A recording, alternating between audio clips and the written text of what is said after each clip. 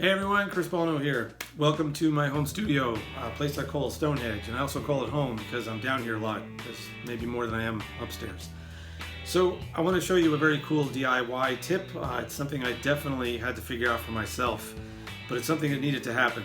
So I use a lot of digital emulation, especially when I'm recording, but what wasn't working for me was monitoring that through my studio monitors, which sound great and are really good for what they're supposed to be doing, but I need to hear my guitar sounds in the way that I've always heard them, that is through an amp, and also an amp on the floor.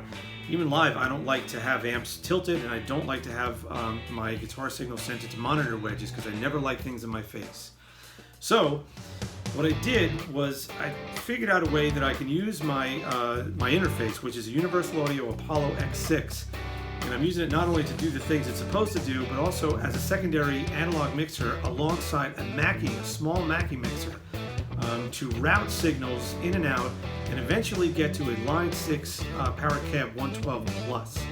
That enables me to play and track and feel like there's an amp in the room and everything is great.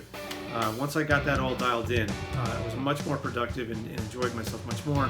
And it works for everything that I do. This is how I plug in all day and every day for all the stuff that I'm doing down here. So I'm going to show you exactly how I did that. I'm going to show you all the connections, and maybe this is something you want to try, or maybe this is the answer to a problem that you have, or maybe you didn't know you have, and now you can think about it and you're like, oh wow. So hopefully this helps out. Let's check it out. The signal chain journey starts with the 1/4-inch cable, which gets plugged into the Guitarist.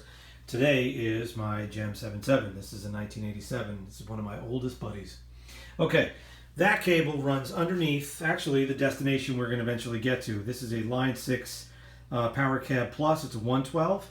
So underneath there, or behind there, that cable runs, gets ganged up in that little group of cables. But as you can see, runs up underneath the tower and comes into the front end of my Apollo X6, and this is the guy that makes it all happen. Actually, all the pieces here work with each other, but the X6 is the brain of the whole thing. So that particular cable is going into the second high impedance input number 2.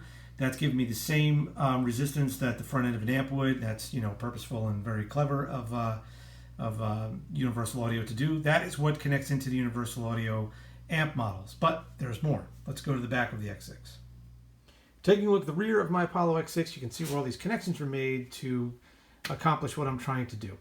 So this is my microphone. That's coming from my boom stamp, so that's my vocals when I do my videos.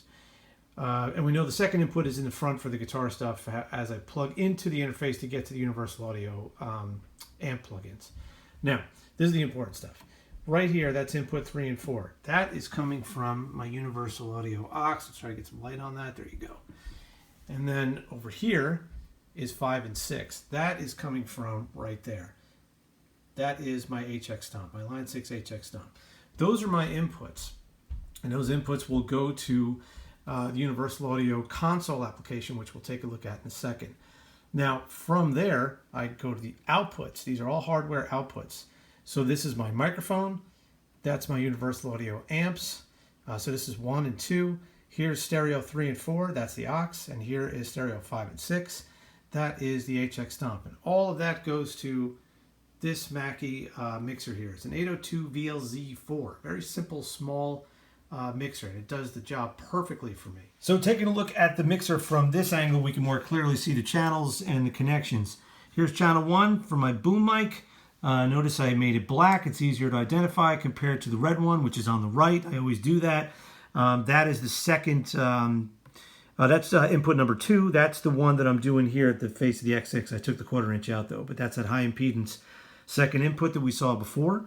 There's the stereo pair and channel 3 for the aux. Here's channel 4, where it's the stereo pair for the HX stomp, which is literally right there. Also notice, and keep this in mind, this is 3 and 4, and this is 5 and 6, and this is 2 and this is 1. That's important. We'll see why in a second. There's the stereo outs, the main outs that go to my camera. Notice the red XLR cables. Makes it very easy to find them. And then they go right to my camera. Back to the mixer, we see the ever so important 1/4-inch cable that's controlled right there.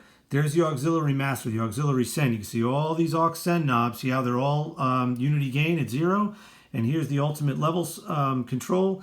And that cable goes in the back in that little group that we saw before and comes here to the 112, the power tab. Maybe we can even see it. Oh, there it is. There's the other end of it. Okay, last piece of the puzzle, but just as important as all the other ones.